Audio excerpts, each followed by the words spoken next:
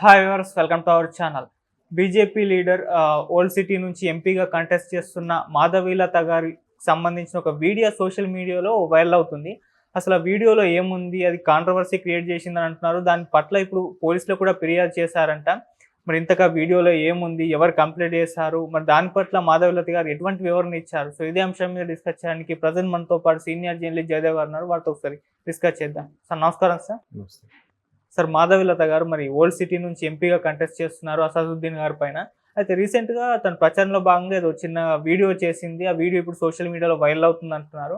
దాని పట్ల కంప్లైంట్ చేశారంట కదా, అసలు వీడియోలో ఏముంది, మరి మాధవీలత గారు ఏం వివరణ ఇచ్చారు సార్?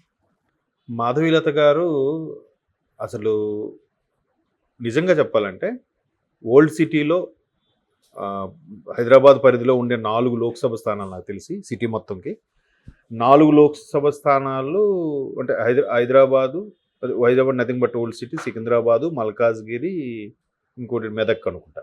ఈ 4 వస్తాయి లోక్సభ స్థానాలు. ఈ 4 స్థానాలకు కూడా హైదరాబాద్ స్థానం ఎప్పుడు కూడా అసదుద్దీన్ గారే నాకు తెలిసి 4-5 సార్లు గెలుస్తున్నారు. అది ఏఐఎంఐఎం పార్టీ నుంచి. అయితే ప్రత్యర్థి ఎవరనేది ఎప్పుడు అంతగా తెలిసేది కాదు. అంటే మోస్తరుగా అంటే మీడియాలో ఉండే వాళ్ళకి తెలుస్తుంది, కొంచెం చదువుకునే వాళ్ళు పేపర్ రోజు ఫాలో తెలుస్తుంది, కానీ సామాన్యులకి ఎవరికి తెలిసేది కాదు. ఫిక్స్ అనమాట. ఇంకా ఆ ఒక్క స్థానం లోక్సభ స్థానం వాళ్ళకే అన్నట్టుగా. బట్ ఇప్పుడు మాధవీలత అనే ఒక అమ్మాయి బీజేపీ ఎంపీగా కంటెస్ట్ చేస్తున్నారు. ఆవిడ అసదుద్దీన్కి మంచి పోటీ ఇస్తున్నారు. అసదుద్దీన్ గారు కూడా ఓడిపోతారేమో అని అంతగా ఆవిడ ప్రచారం చేస్తున్నారు అన్నట్టుగా వార్తలు వస్తున్నాయి. నిజమే అనిపిస్తుంది. ఎందుకంటే ఆవిడ రీసెంట్గా ఒక 10-15 రోజుల కిందటో 1 వీక్ బ్యాకో నార్త్లో ఒక ఛానల్ ఉంటుంది, ఆప్కే అదాలత్ అని, బోన్లో కూర్చోబెట్టి రేవంత్ రెడ్డి గారు కూడా దానికి అటెండ్ అయ్యారు చూసాను. దానికి ఈవిడ అసలు ఎక్కడికి వెళ్ళినా ఏం మాట్లాడినా ఏం క్వశ్చన్ అడిగినా ఏం చెప్తుందబ్బా అంటే నేను హిందీ అర్థమవుద్ది, అంత బాగా రిప్లై ఇవ్వలేను. ఆవిడ అడిగే ప్రతిదానికి కూడా చాలా చాకచక్యంగా ఎంత బాగా మాట్లాడుతుందో ఆవిడ.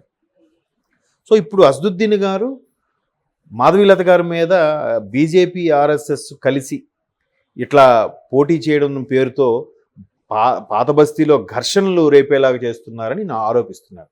ఈడే ఉంటుంది, మీకు ఓడిపోతారని భయం పట్టుకుంది కాబట్టి ఇట్లా ఘర్షణల పేరుతో మా మీదకి వస్తున్నారని. అలాగే రీసెంట్గా ఒక జర్నలిస్ట్ అడిగారు, అమ్మ మీరు ముందు ఎక్కడ స్టార్ట్ చేశారు కదా, అక్కడ ముందు హిందువులు ఎందుకు టచ్ చేయలేదని అడిగారు. మీరేంటి ఇలా అడుగుతున్నాను నన్ను? ఒకవేళ ముందు హిందువుల దగ్గరికి వెళ్తే ఈవిడ హిందువులు చెందిన ఆవిడ కాబట్టి ముందు హిందువులు టచ్ చేస్తుంది, ముస్లిం టచ్ చేయలేదు అంటారు మీరు. మళ్ళీ ఇప్పుడు ముందు ముస్లింలు వచ్చాను కాబట్టి ఇక్కడ టచ్ చేస్తే ఇలా అంటున్నారు. అది కాదు, యాక్చువల్లీ ఆయన ఆల్రెడీ హిందువులు ఉండే ఏరియాలో ప్రచారం చేస్తున్నాడు. సో ఆయన ప్రచారం చేస్తున్నాడు కాబట్టి నేను ఒక ఏరియాలో ప్రచారం చేస్తే ఏమైనా ఇబ్బందులు కలగొచ్చని నేను ముందు ఇటు వచ్చాను. మీరు ఇదే ప్రశ్న అక్కడ అడగండి, కరెక్టే కదా. అంటే మీడియాలో కూడా కొంత మిత్రులు ఇట్లా రెచ్చగొట్టేలా క్వశ్చన్స్కొని అడగడం, పొరపాటున ఏదైనా టంగ్ స్లిప్ అయితే దాన్ని ఇంకోలాగా తీసుకెళ్ళడం ఎట్లా జరుగుతుంది. ఇప్పుడు అదే ఇప్పుడు ఇష్యూ ఏంటంటే శ్రీరామనవమి రోజు ర్యాలీలో ఆవిడ మనం శ్రీరామనవమికి జనరల్గా రావణ కాష్టం అనేది మనం నిర్వహిస్తూ ఉంటాం చాలా సందర్భాల్లో. దీపావళి కూడా నిర్వహిస్తారు కొందరు, శ్రీరామనవమి కూడా కొంతమంది నిర్వహిస్తారు. ఎట్లా అంటే 10 తల రావణుడు పెట్టి ఒక చీఫ్ గెస్ట్ ద్వారా బాణం వదిలి చేస్తాం. అది జనరల్గా ఈవిడ గాల్లో ఇలా అందు మామూలుగా. ఓల్డ్ సిటీలో ఇటు చూసినా మసీదే కనిపిస్తుంది, ఆకాశం మా ఇంటి పేరు మాకు కుట్టారని అంటారు. అట్లాగా అసదుద్దీన్ గారు అదే ఎంఐఎం సానుభూతి పడు ఒకడు ఆయన ఎంజే మార్కెట్లోను బేగం బజార్ పోలీస్ స్టేషన్ పరిధిలోనూ కంప్లైంట్ ఇచ్చారంట. అది ఎన్నికలకు అమల్లో ఉంది కాబట్టి అక్కడ వరకు తీసుకెళ్లారు. ఎక్కడ అభియోగం చేయొచ్చు. ఇప్పుడు గాల్లో ఇలా ఉంది, ఇప్పుడు కొంతమంది ఇలా అంటారు అంటే మేము షూట్ చేసినట్టేనా? కాదు కదా. అంటే ఇప్పుడు దీన్ని కూడా బీజేపీ వాళ్ళు, మాధవీలత లాంటి వాళ్ళు ఏమంటున్నారంటే మీకు ఓడిపోతామని భయం పుట్టుకుంది కాబట్టి మా మీద ఇటువంటి ఆరోపణలు చేస్తున్నారు అంటున్నారు. మొన్న రీసెంట్గా అసదుద్దీన్ గారు కూడా ఎక్కడో శివస్తోత్రం ఎత్తుకోవడం కూడా చూశాను వీడియో. ఆయన శివుడి స్తోత్రం మాట్లాడుతున్నాడేంటి అసలు అని. అంటే ఓకే, పోటీ రసవత్తరంగా ఉంది, సరైన అభ్యర్థినే పెట్టారు అనుకున్నాను. ఎందుకంటే ఆవిడ బై బర్త్ ఓల్డ్ సిటీలో పుట్టి పెరిగారు, ఆవిడ అక్కడే పుట్టి పెరిగారు. సో ఆవిడ తెలుగు ఎంత బాగా అనగలంగా మాట్లాడతారో హైదరాబాద్ హిందీ కూడా అంతే మదర్ టంగ్ లాగా మాట్లాడతారు. ప్రతిదీ కూడా మాటకు మాట చాలా చాకచక్యంగా ఇస్తున్నారు. సో కాకపోతే ఆ శ్రీరామనవమి రోజు ర్యాలీలో భాగంగా ఆవిడ ఇలా అన్న దృశ్యాలని ఈ మసీదు మీదకి బాణం ఎక్కువ పెట్టారు అన్నట్టుగా ఉంది. బట్ చేతిలో బాణం ఏం లేదుగా. ఎక్కుపెట్టినా కూడా దేవుని ప్రామాణికంగా తీసుకుంటుంది. పోలీసులు కానీ ఎన్నికల కమిషన్ కానీ ఏ విధంగా ప్రామాణికంగా తీసుకుంటుంది? ఇప్పుడు అలా అనుకుంటే అంతకుముందు అక్బర్ గారు ఏదో సందర్భంలో చాలా దారుణమైన వ్యాఖ్యలు చేశారని కూడా మనం చూసాం, యూట్యూబ్లో గట్రా చూసాం. ఆ తర్వాత ఆయన మీద కేసు ఫైల్ చేశారు, లోపలికి వెళ్ళారు, బయటకు వచ్చారు, క్లియర్ అయిపోయింది. అంత పెద్ద డైలాగ్ కొట్టినప్పుడు అతనికే ఏం ఇష్యూ అవునప్పుడు జస్ట్ గాల్లో బాణం వేస్తే ఏముంది? పైగా ఆవిడేమంటున్నారు, అసద్ గారు చాలా సందర్భాల్లో అక్బర్ గారు చాలా సందర్భాల్లో మేము హమ్ రజాకార్ హై అన్నట్టు చెప్పారంట. అంటే నేను చూడలేదు, ఇది మాధవలత గారి ఇంటర్వ్యూలో నేను చూశాను.